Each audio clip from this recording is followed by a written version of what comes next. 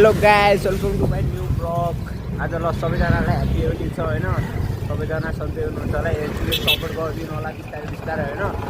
अब हामी आज चाहिँ फेरि हाम्रो जहिले चिसापानीबाट ब्लग स्टार्ट हुन्छ होइन। अब यहीँबाट ब्लग स्टार्ट भएर आज पनि अब हामी यहाँ बसमा गइरहेको बसमा अब हाम्रो एउटा साथी छ, त्यसलाई भेटेर अनि अर्को साथीको जानुपर्छ। 2 वर्षपछि भेटिरहेको चाहिँ हाम्रो अर्को साथी अनको जेसवाल भन्ने, अब त्यसलाई भेटेर रमाइलो गर्नु पर्ला। ह्याप्पी होली छ, केटीहरू बाबा त्यही त ह्याप्पी रङसङ लगेर टक्क लगाएर होइन। अब आज त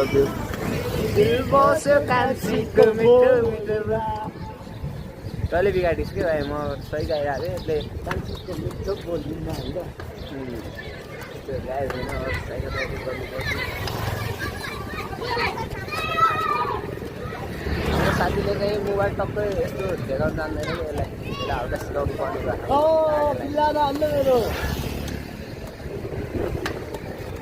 होली छ के रमझम देखिन के हो बाटोमा।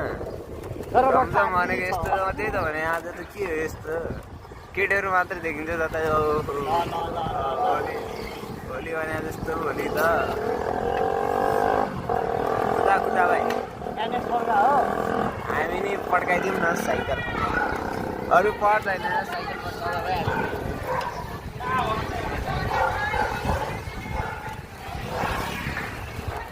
कति राम्रो केटी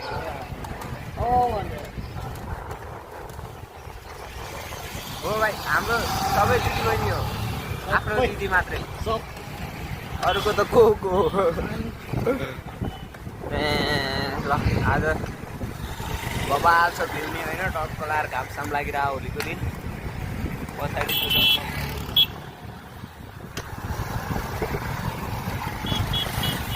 के गर्नु केटाहरूले यहाँ धन्दा छोड्दैन। मनको कुरा चाहिँ नै खोलिदेऊ। त्यस्तो गाइस, रमाइलो गर्नुपर्छ। आज होलीको दिन भइहाल्यो होइन। सबैजनालाई होलीको शुभकामना छ। सबैको सोचेको सबै कुरा पुरा होस्। अब के भनौँ होइन अरू। अब केटीहरू नि राम्रो राम्रो भेटियोस् तपाईँहरूलाई। र डान्समा डान्स हान्नु हुँदैन कहिले नि होइन। सबै आफ्नो दिदी पनि सोच्नुपर्छ। आफ्नो बाउको मात्रै त्यही त भने मैले आफ्नै भन्दा भने म त यतिको भनिदिरहेँ नि। यसो अरूको टो पाइ हामी